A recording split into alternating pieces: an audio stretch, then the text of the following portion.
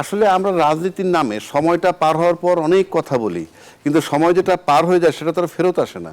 কাজে সবই রাজনীতি।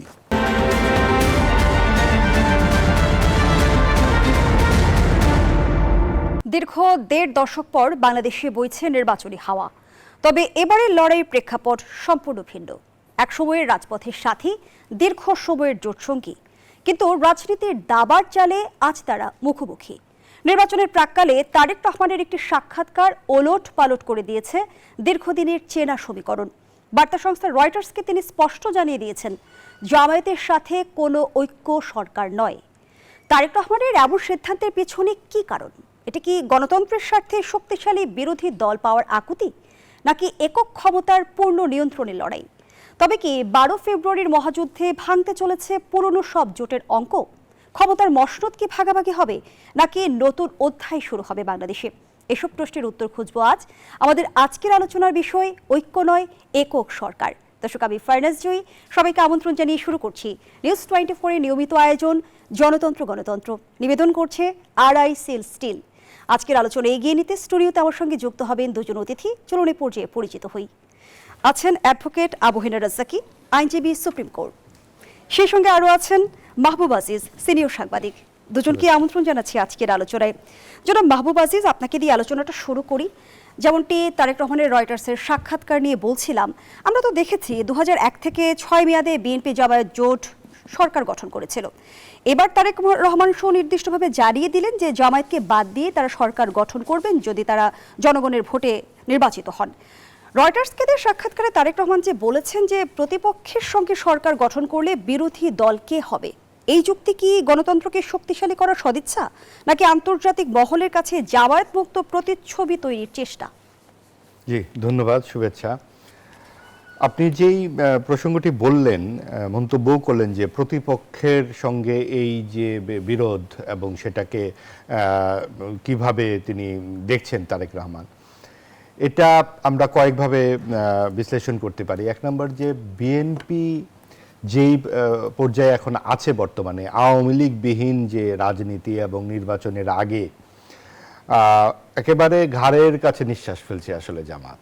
এবং জামাত এমন কিছু অভিযোগ নিয়ে আসছে, এমন কিছু তাদের আলোচনা, বিভিন্ন রকমের মন্তব্য, নানান ধরনের বক্তব্য নিয়ে আসছে, যেগুলো আসলে ঠিক এতদিনকার সখ্যের সঙ্গে যায় না। যেমন বিএনপিকে দুর্নীতিগ্রস্ত দল বলছে জামায়াত। তো দুর্নীতিগ্রস্ত দল যদি বলে থাকে, তাহলে ২০০১ থেকে ৬ সালের নির্বাচনের পর যেই সরকার গঠিত হলো, সেই সরকারের অন্যতম অংশী ছিল জামাত। তাহলে দুর্নীতির বড় দায় তো তাদের উপরেও পড়ে। তাহলে তারা কি করে বলছে যে বিএনপি এত বড় দুর্নীতিবাজ? এক রকমের একদেশদর্শী এক আচরণ। তারপরে দেখুন যে যে ঘটনাগুলো ঘটেছিল, যেগুলো নিয়ে বিএনপিকে অনেক কথা শুনতে হয়েছে, বিশেষ করে ২১শে আগস্টের যে ঘটনাটি, কিংবা 10 ট্রাক অস্ত্র মামলা, যেগুলো নিয়ে বিভিন্নমুখী অনেক ধরনের তৎপরতা আছে, কিন্তু সেই জায়গায় কিন্তু আসামি হতে হয়েছে তারেক রহমানকে অথবা বিএনপি নেতৃবৃন্দকে। সেখানে কিন্তু জামাত সেই অর্থে সেই ঘটনাগুলোর সাথে তাদের সংশ্লিষ্টতা, অনেক রকমের গুজব শোনা গেল, অনেক ধরনের অভিযোগ শোনা গেল, মামলা কিন্তু হয়েছে বিএনপি নেতৃবৃন্দের দিকে, আর কি অভিযোগের তীর গেছে তাদের দিকে। সবকিছু মিলিয়ে বর্তমানে যে পরিস্থিতি এসছে, বিশেষ করে ২৪-এর গণ অভ্যুত্থানের পর, যেন বা জামাত এবং শিবির, তাদের যে ছাত্র সংগঠন, তারাই সমস্ত সাফল্যের সিংহভাগ নিয়ে নিতে চাইল। যদিও গত মূল যেই আওয়ামী লীগের দুঃশাসনের সময় হত্যা, কি বলে, মামলা এবং হামলা, সেই সমস্ত বিএনপির কর্মীদের উপরে বেশি হয়েছিল। প্রায় ৫০ লক্ষ বিএনপি নেতাকর্মীর নামে মামলা ছিল, এবং তাদেরকে ১২-১৩ বছর তারা অনেকে ঘরে ফিরতে পারেনি। জামাতেরও ছিল, শিবিরেরও ছিল, কিন্তু বিএনপির সংখ্যা অনেক বেশি ছিল। কারণ গ্রাহ্য নির্বাচনগুলোতে বিএনপির ভোট শতকরা ৪০%, জামাতের ৩ থেকে ৭%। কাজে ভোটের দিক থেকে তো বিএনপি অনেক বড় দল, কিন্তু তারপরেও যে এখন যে পরিস্থিতি মাঠে দেখা যাচ্ছে, সেখানে প্রায় কঠিন একটি লড়াইয়ের পূর্বাভাস দিচ্ছে জামাত, এবং সেইখানে যে সমস্ত পয়েন্ট তারা সামনে আনছে, সেগুলো কিন্তু এক ধরনের সাম্প্রদায়িক রাজনীতির পথ সেখানে খুলছে তারা। বিএনপি একটি উদারপন্থী মধ্যপন্থী দল হিসেবে, মুক্তিযুদ্ধের ঘোষকের দল হিসেবে, তারা তো সাম্প্রদায়িক রাজনীতির দিকে যেতে পারে না। নারীর কর্মঘণ্টা থেকে শুরু করে বিভিন্ন ধরনের যে বিষয়গুলো জামাত সামনে নিয়ে আসছে, নারীর যে অধিকার, নারীর সংস্কার কমিশনের যে রিপোর্ট, সেখানে যে ইসলামিক দলগুলোর মন্তব্য, সব কিছু মিলিয়ে নারী ইস্যুটিকে যেভাবে সামনে এসছে, তারপরে তো আসলে বিএনপির তার সাথে যাবার কোনো পথই আর খোলা নেই। সবচেয়ে বড় কথা, বিএনপির সামনে এখন অনেকগুলো বড় দায়িত্ব, বিশেষ করে যেই এক দেশ দোষ নির্বাচন হতে যাচ্ছে, অর্থাৎ সমমনাদের নির্বাচন হয়ে যেতে পারে। মাত্র 30টি রাজনৈতিক দল সংস্কার কমিশনে তারা আলোচনা করেছে এবং সংস্কার প্রস্তাব পাশ করেছে, যেটি অনেকটা সরকারের ইচ্ছাতেই হয়েছে। সেখানে কিন্তু আওয়ামী ও সমমনারা সেই আলোচনার বাইরে ছিল। নির্বাচনে আওয়ামী লীগের মতো একটি বড় রাজনৈতিক শক্তি যদি অংশগ্রহণ যেহেতু করতে পারছে না, সেটার অনেক যৌক্তিক কারণও আছে বটে, কিন্তু একদম একেবারেই দলের অংশগ্রহণ এখানে নাই, সেই ভোটগুলোর কি হবে? এরকম বিভিন্ন প্রেক্ষাপটে আসলে আবার যদি আওয়ামী লীগ এবং জাতীয় পার্টির মতো একটা পুতুল বিরোধী দল নিয়ে বিএনপি এখন জামাতেরকে নিয়ে যায় সংসদে, তাহলে তো সেই একই রকম ধারাবাহিকতা চলে আসে। তো সব কিছু মিলিয়ে নিজেদের অবস্থান তারেক রহমান পরিষ্কার করেছেন, এটা একটা শুভ লক্ষণ। যদিও জামাত বেগম খালেদা জিয়ার প্রয়াণের পর বিএনপি নেতৃবৃন্দের সাথে আলাপ করে দেখা করে সমবেদনা জানানোর পর জামাতের আমির বলেছিলেন, বিএনপি নেতৃবৃন্দের সঙ্গে আমাদের কথা হয়ে গেছে, ভোটের পর সরকার গঠনের আগে আমরা জনগণের জন্য যা ভালো মনে হয় সেভাবে আমরা কাজ করব, অর্থাৎ একসাথে কাজ করব। তার মানে তাদের ওই ফ্রন্টও তারা খুলে রেখেছিল, যদি কম আসন পাই তাহলে হয়তো জাতীয় পার্টির ভূমিকা আমরা অবতীর্ণ হব। তো তারেক রহমান সেটাকেও নস্যাৎ করে দিয়ে আমাদের আগামী নির্বাচনে অন্তত শক্তিশালী একটা বিরোধী দল যাতে হয়, জনগণের আকাঙ্ক্ষা থাকে, সেটা নিশ্চিত করার চেষ্টা করেছেন। অসংখ্য ধন্যবাদ জানাচ্ছি জনাব মাহবুব আজিজ। অ্যাডভোকেট আবু-হেনা রাজ্জাকী, একদিকে জামায়াত বিএনপির বিরুদ্ধে একের পর এক অভিযোগ করে যাচ্ছে, অন্যদিকে আবার জামায়াতের তরফ থেকে ঐক্যমত্য সরকার গঠনের প্রস্তাবও করা হচ্ছে। এই প্রস্তাব কি দেশের স্থিতিশীলতার স্বার্থে, নাকি জামায়াত মনে করছে এককভাবে নির্বাচন করে ক্ষমতায় যাওয়ার মতো শক্তি এখনো তাদের নেই? ঐক্য সরকার কি ক্ষমতার মসনদে বসার সিঁড়ি? ধন্যবাদ আপনাকে এবং নিউজ 24 দর্শক শ্রোতা এবং আমার প্রিয় একজন সহ-আলোচক। আসলে আমরা তো শুধু এখানে আলোচনা করতে আসি, আমাদের আর কোনো কাজ নাই। মানে আলোচনা বলতে আমরা যেটুকু বুঝি সেটুকু ডিসকাস করা। যেমন 1.5 শতক পর একটা নির্বাচন আমরা পাচ্ছি, তার মানে আগের যে নির্বাচনগুলো সেগুলোকে আমরা ডিনাই করছি, কিন্তু সময়টা কিন্তু পার হয়ে গেছে। আমার এই যে 1.5 দশক পার হয়ে গেছে এবং তখন তারা যে সমস্ত কর্মকাণ্ড করে গেছে সবই কিন্তু বৈধ, যা নিয়োগ দিছে বৈধ, সব কিছু বৈধ। আসলে আমরা রাজনীতির নামে সময়টা পার হওয়ার পর অনেক কথা বলি, কিন্তু সময় যেটা পার হয়ে যায় সেটা তো ফেরত আসে না, কাজে সবই রাজনীতি। আপনি চিন্তা করেন যে আজকে আমরা যে রাজনীতিতে যে নির্বাচনটায় যাচ্ছি, আমরা কীরকম পরিস্থিতিতে নির্বাচনে যাচ্ছি। বাংলাদেশের ইতিহাসে তো এটাই প্রথম একটা নির্বাচন, যেই নির্বাচনের আগে 1400 লোক মারা গেছে, 30,000 মানুষ আহত হয়েছে, তারপরে আপনার কি বলে সরকার পালায়ে গেল, তার সাথে বায়তুল ক্ষতি, প্রধান বিচারপতিরা পালায়ে গেল, পুলিশ পালায়ে গেল, ইত্যাদি ইত্যাদি বহু ঘটনা। তারপরে আমরা আশা করছি কি একটা সুন্দর নির্বাচন হবে। মানে জিনিসটা এত সিম্পল, এত সহজভাবে আমরা বইলে ফেলাই। এটাই যদি হয় যে এইরকম পরিস্থিতির পর সুন্দর নির্বাচন হবে, তাহলে কি প্রতি 5 বছর পর পর নির্বাচনের আগে আমাদের 1400 লোক মারা যেতে হবে, তারপরে 30,000 লোক আহত হইতে হবে, পুলিশ পালায়ে যেতে হবে, বিচারপতিরা, এইরকম পরিস্থিতিতে সুন্দর নির্বাচন আশা করতেছি, এটা তো আমার কাছে কোনোভাবে মেলেই না। অন্তর্বর্তী সরকারও তো বলছে তারা ইতিহাসের সেরা নির্বাচন আয়োজন করতে চায়। অন্তর্বর্তী সরকারকে তো আমি কোনো আইটিমি মনে করি না, কারণ ওনারা একটা প্রেক্ষাপটে বসছেন, ওনাদেরকে বসাই দিছে। এবং আমাদের দেশের রাজনীতিবিদ, সুশীল সমাজ, সাংবাদিক, মিডিয়া, প্রশাসন সবাই তীর্থের কাকের মতো বঙ্গভবনে বসে ছিল, উনি দায়িত্ব নিছেন। সেদিন কেন সেট করতে পারেন নাই উনি কি কি কাজ করবেন, কয়দিনের মধ্যে নির্বাচন করে যাবেন, সব কিছু তো সেটেল করতে পারতো। আমরা নেপালের দিকে তাকাই দেখি, ফ্রম ডে 1 যেদিন অভ্যুত্থান হয়েছে সেদিন যখন টেক ওভার করছে ওই দিনই নির্বাচনের ডেটটা এই যে সেটেল করতে পারেনি আপনি বলছিলেন, এই অভিযোগ কিংবা এর দায় কি শুধুমাত্র অন্তর্বর্তী সরকারের উপর বর্তায়? অন্তর্বর্তী সরকার কেন বর্তাইবেন? কেন আমি বলি, সে তার তো কোনো রেসপন্সিবিলিটি নাই, সে তো একটা time for the time being এখানে আসছে। আমরা কি করলাম বিষয়টা আমার ওইখানে।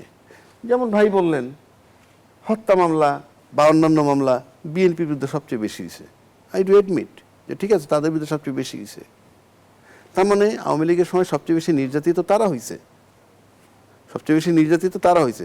আমি যদি ভাইয়ের কথায় ধরি, যে তাই হয়, যারা আমাকে সবচেয়ে বেশি নির্যাতিত করলো, ইভেন বিএনপির অনেক লোকজনও মারা গেছে আন্দোলনে, তাহলে সেখানে আমার এখন পর্যন্ত একটা নির্বাচন হইল না। তার আগে আমি স্টেটমেন্ট কেন দিতে যাচ্ছি যে জনগণ চাইলে শেখ হাসিনার সন্তানরাও রাজনীতিতে ফিরে আসতে পারে। ঠিক এই মুহূর্তে যদি আপনি এই কথাটা বলেন, এখন পর্যন্ত তো একটা ফেসিজমের গন্ধ যায় নাই। এখন পর্যন্ত বঙ্গবন্ধুর মতো বলতে হয় রক্তের দাগ শুকায় নাই। এই যে রক্তের দাগ শুকায় নাই, তার ভিতরে এই কথাটা বলার পর আমরা কি ধারণা করতে পারি সামনে আমরা কি পেতে যাচ্ছি? আমরা কি সেই সরকারকে আবার পুনর্বাসিত করতে যাচ্ছি, নাকি আবার পারিবারিক রাজনীতি ফেরত নিতে যাচ্ছি? বাংলাদেশের রাজনীতি তো আমরা দেখলাম, এখানে আরো একজন দায়িত্বশীল ব্যক্তি বলেছেন যে কি আপনার বাংলাদেশের রাজনীতিতে মূল প্রতিদ্বন্দ্বী ছিল দুইটা দল, বিএনপি কিন্তু এবং অ্যাডভোকেট আবু হেলাল আওয়ামী লীগ। রাজ্জাকী, বিগত সময়ে তো আমাদের রাজনীতিতে আমরা দেখেছি যে সমীকরণ পাল্টে যায়। ৭১-এর কারণে কিন্তু ইতিহাসের দায় জামায়াতেরও রয়েছে, কিন্তু জামায়াত কিন্তু এখন রাজনীতিতে বেশ প্রাসঙ্গিক। যদি প্রাসঙ্গিকতা বদলায় তাহলে সমীকরণ নিশ্চয়ই আবারও বদলে যাওয়ার আপনি সম্ভাবনা যদি আছে। বলেন আমি আমরা- ব্যাখ্যাটা আপনার কাছ থেকে শুনবো, তবে বিরতির পর। দর্শক, জনতন্ত্র গণতন্ত্রের এই পর্যায়ে একটা বিরতি নিচ্ছি, সাথেই থাকুন। আবার আমন্ত্রণ, আপনারা দেখছেন নিউজ 24 এর নিয়মিত আয়োজন জনতন্ত্র গণতন্ত্র। নিবেদন করছে আরআইসিএল স্টিল। আমরা আবারও ফিরছি আলোচনায়। অ্যাডভোকেট আবু হেলাল রাজ্জাকী, আপনি বলছিলেন তারেক রহমান রয়টার্সকে বলেছেন জনগণ চাইলে শেখ হাসিনার সন্তানরা ভবিষ্যতের রাজনীতি করতে পারবেন। আপনি এও বলছিলেন যে এখনো রক্তের দাগ শুকায়নি, কিন্তু আমরা তো দেখেছি যে রাজনীতিতে প্রাসঙ্গিকতা বদলায়। জামায়াতের ইতিহাসের দায় রয়েছে, ৭১-এ বিতর্কিত ভূমিকার পরও এখনো জামায়াত রাজনীতিতে প্রাসঙ্গিক এবং রাজনীতি করে যাচ্ছে। কি বলবেন এই বিষয়ে? এটার জন্য দায়ী তো রাজনীতিবিদরা, মানে বড় দলগুলো, তারাই তো তাকে সবসময় ব্যবহার করেছে এবং সে ব্যবহৃত হয়েছে। আপনি যখন তাকে রাজাকার বলে গালাগালি করবেন, সে তখন ভাববে আমি তো ফ্লোটিং, আমি ভাসমান, আমি কি করব। তা এখন তাকে আওয়ামী লীগও ডেকেছে, বিএনপিও ডেকেছে। এরশাদ বিরোধী আন্দোলন 3 দলের মিলে আন্দোলন করেছে। আবার স্বাধীনতার পক্ষ শক্তি যখন শেখ হাসিনা ক্ষমতায়, আপনার 2001 পর্যন্ত ক্ষমতায়, 96 থেকে 2001 পর্যন্ত, তারপর যখন নির্বাচন করলো, তখন রাজাকারের সাথে আজকের বিএনপি দুইয়ে একক মানে জোট করে শেখ হাসিনাকে পরাজিত করলো। কে সে? স্বাধীনতার বিপক্ষ শক্তি। তার মানে অল দিজ আর বুলশিট।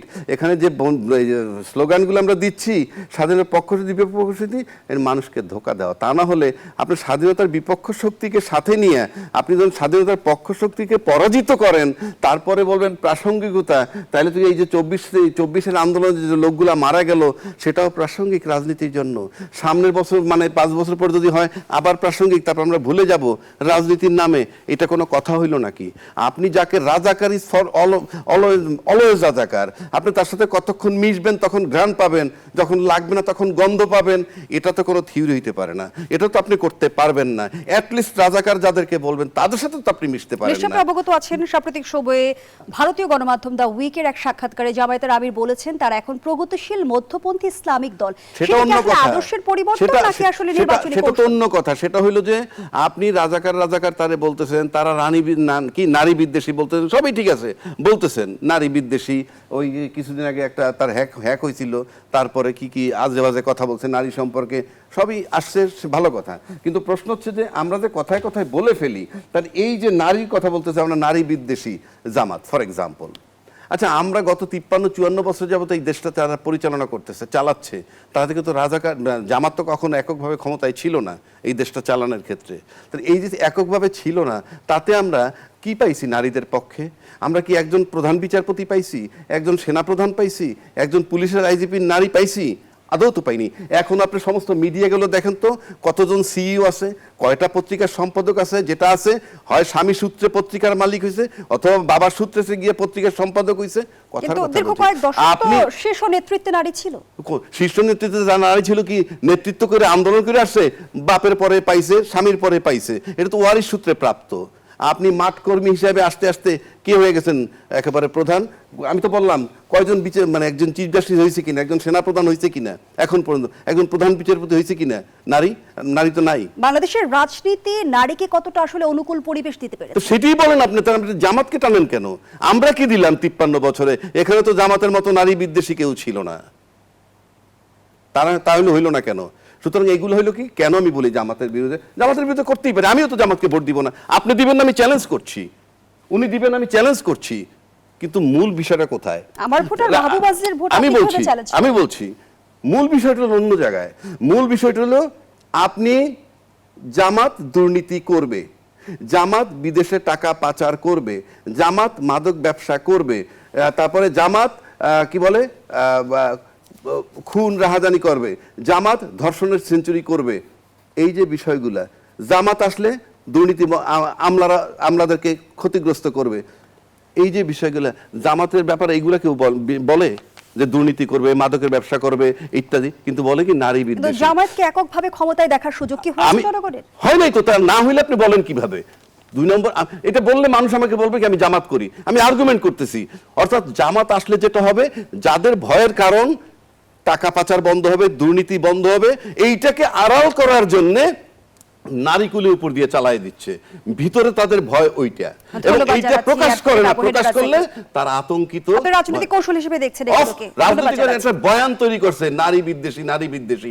আজকে বলি, আজকে সমস্ত ছাত্রী হলগুলায় শিবির দিচ্ছে, ওই সাদেক কায়েমের সাথে ডেইলি 20টা নারীর দেখা হয়, দেখেন না? ছাত্র সংসদ নির্বাচন দিয়ে আসলে জাতীয় সংসদ নির্বাচন আমার যে জামাত সম্পর্কে ধারণা, আজকের প্রজন্মের জামাত সম্পর্কে ধারণা এক নয়। জনাব মাহবুব আজিজ, এই বিষয়ে আমার একটু কথা বলবার আছে। জি নিশ্চয়ই, এই বিষয়ে কথা বলবার আছে। রাজ্জাকি ভাই বললেন যে দুর্নীতি, ধর্ষণের সেঞ্চুরি, টাকা পাচার এগুলো বন্ধ হবে না বলেই জামাতেরকে নারীর না এগুলো যারা করে তারা আতঙ্কিত। আসলে দেখুন এগুলো কারা করে, পরিষ্কারভাবে বলা হচ্ছে যে আওয়ামী লীগ কিংবা বিএনপি করে, জামাত করে না। আপনি দেখুন যে এই যে অনৈতিকতা বা এই দুর্নীতি, শুধুমাত্র কি আর্থিক দুর্নীতি? আপনি গত এই 50 বছরে কোনো প্রগতিশীল আন্দোলনে জামাতকে দেখেছেন? কোনো নারীর এই ধর্ষণের বিরুদ্ধে জামাত দাঁড়িয়েছে? কোনো সংখ্যালঘুর এই যে আপনার দীপুচন্দ্র দাসকে মারা হলো এইভাবে, আপনি দেখেছেন কোথাও জামাতকে একটি বিবৃতি দিতে? এই যে মাদ্রাসায় একের পর এক নানান রকম যে বলাৎকারের ঘটনা ঘটে, কখনো দেখেছেন জামাত একটি কথা বলে? তার মানে কি এই দুর্নীতি জামাত আমরা যে এই সমস্ত বাণিজ্যিকের ঘটনার কথা জানি, আজকে যে এই সমস্ত ইসলামী ব্যাংক নিয়ে যা হয়েছে, এগুলো কি সমস্ত কর্পূরের মতো খালি আওয়ামী লীগ একা একা করেছে? আমরা কি জানি যে এখানে জামাতের যে চরিত্র এবং তারা যে মুনাফিকি করে, সকালে এক কথা বলে, দুপুরে এক কথা বলে, বিকালে এক কথা বলে, এইগুলো যদি আমরা মিলাই তাহলে কি পাবো? এই যে আপনি 71 সালে যারা পুরো দেশের বিরুদ্ধে দাঁড়িয়ে যায়, তাদের কাছ থেকে আপনি কোন বিবেকী আচরণ আসলে আশা করেন, প্রত্যাশা করেন? কিন্তু জামাত যে এখন দাবি করছে তারা প্রগতিশীল মধ্যপন্থা ইসলামিক কোনো সময় যে কোনো কিছু দাবি করবে। আমি তো সেই কথাটাই বলতে, আপনি ব্যবহার করছেন না, আপনি দেখুন না, আমরা ব্যবহার করব কেন? আপনি জামাতকে হালকা করেন না। আপনি যখন জামাত যুক্তরাষ্ট্রে করা হচ্ছে না, তারা সুবিধা পাচ্ছে, তারা তো মন্ত্রী বানাইছেন, তারা তো দুধের বালক নয় যে তাদেরকে ফিডার খাওয়াবে কেউ। তারা যখন যুক্তরাষ্ট্রের সাথে বৈঠক করে তখন তারা বলে যে আমরা উদার মধ্যপন্থী দল হয়ে যাচ্ছি, আবার যখন তারা ইসলামী ভোটকে সব এক বাক্সে নিয়ে যেতে চায় তখন তারা বলে যে হ্যাঁ আমরা ধীরে ধীরে শরিয়া আইন কায়েম করব, কারণ এই মাদক থেকে একবারে শরিয়া আনা যায় না। মাদক মানে যে তাগুদি যে আইন, অর্থাৎ যে প্রচলিত আইনকে তারা তাগুদি আইন বলে। সবচেয়ে ভালো কথা বলেছেন হেফাজতে ইসলামের আমির আজকে, যে জামাতের মতো এত বড় শয়তান আর না, ইসলামের নামে তারা ভণ্ডামি করে। একদিকে তারা বলছে তারা বহুদলীয় গণতন্ত্রে বিশ্বাসী, আবার অন্যদিকে বলছে তারা ধাপে ধাপে শরিয়া আইন কায়েম করবে। এই তো তারা ধাপে ধাপে করবে, এবং তারা নারীদেরকে দিয়ে ভোট চাওয়াচ্ছে, আবার তারা বলছে নারী প্রধান শীর্ষ নেতৃত্বে যেতে পারবে না। এবং তারা এত বড় একটা দল, তারা যেখানে সংসদে প্রধান আসনে যেতে চাইছে সেখানে তারা নারীদেরকে একটি আসনেও মনোনয়ন দেয়নি। তার মানে আপনি দেখুন যে তাদের কথা এবং কাজে কিরকম অমিল থাকে। এবং তারা কিন্তু গান বাজনার বিরুদ্ধে, তারা কোনো সঙ্গীতের শিক্ষক রাখার বিপক্ষে, কিন্তু তাদের নির্বাচনে কিন্তু আবার ঠিক সঙ্গীত ঠিকই তারা ব্যবহার করছে। অর্থাৎ যখন যা প্রয়োজন হয় তখন তাকে নিয়েই এগিয়ে যাবে জামাত, এবং জামাতকে কেউ ব্যবহার করছে না, জামাতই বরং অন্যের ঘাড়ে চড়ছে। 47 থেকে শুরু করে 69-এর গণ অভ্যুত্থান, 71-এর মুক্তিযুদ্ধ, 86-তে আওয়ামী লীগের সাথে মিলে যে এরশাদের বিরুদ্ধে এরশাদের যে নির্বাচন হয়েছিল সেখানেও কিন্তু বিএনপির সঙ্গে তারা কথার বরখেলাপ করে আওয়ামী লীগের সাথে মিটে গেছে।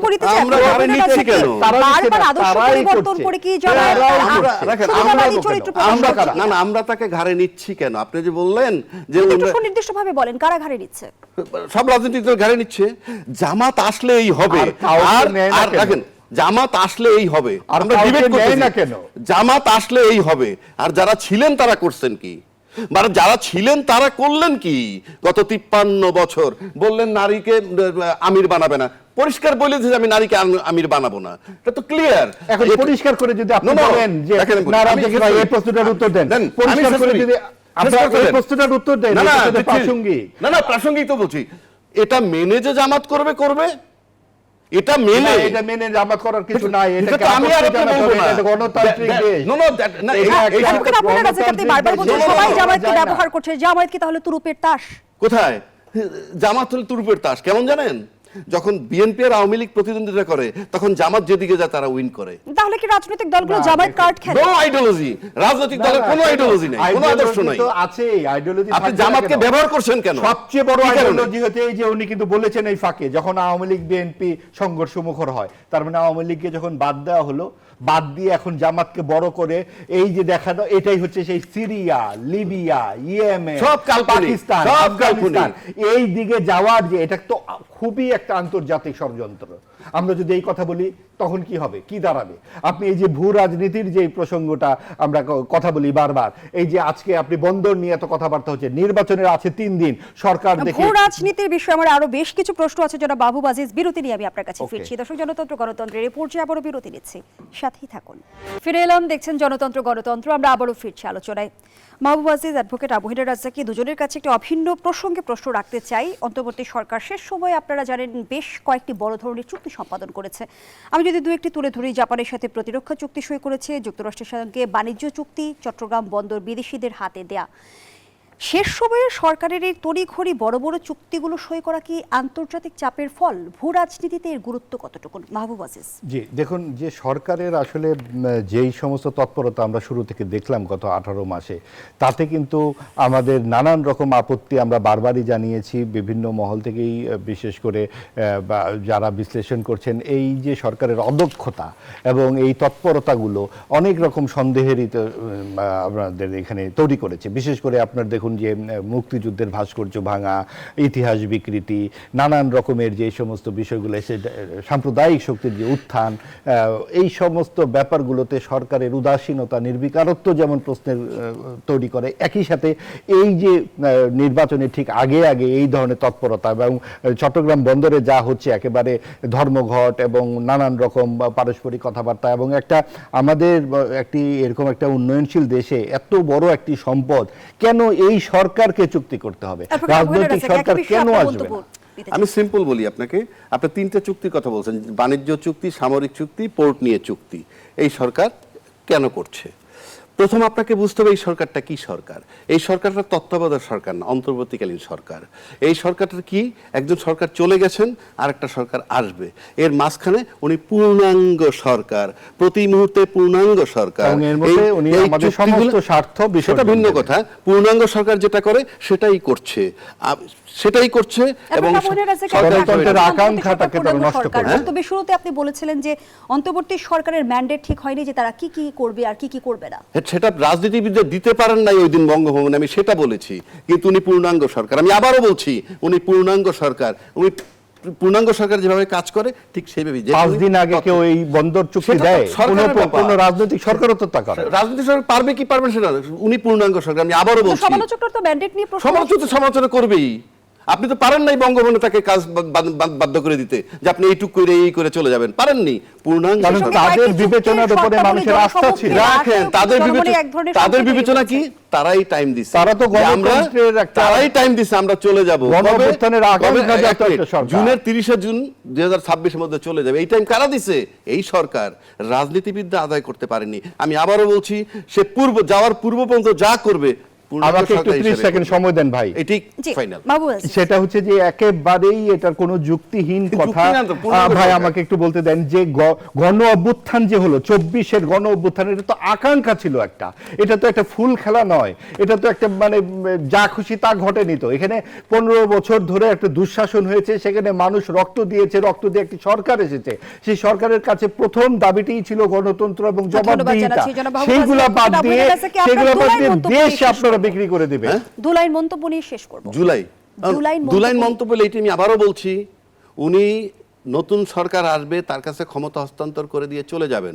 এর পূর্ব পর্যন্ত উনি পূর্ণাঙ্গ সরকার এবং অন্তর্বর্তীকালীন সরকার পূর্ণাঙ্গ সরকার পূরণ করার দরকার নাই। দর্শক শেষ করছি জনতন্ত্র গণতন্ত্রের আজকের আয়োজন। ধন্যবাদ সবাইকে।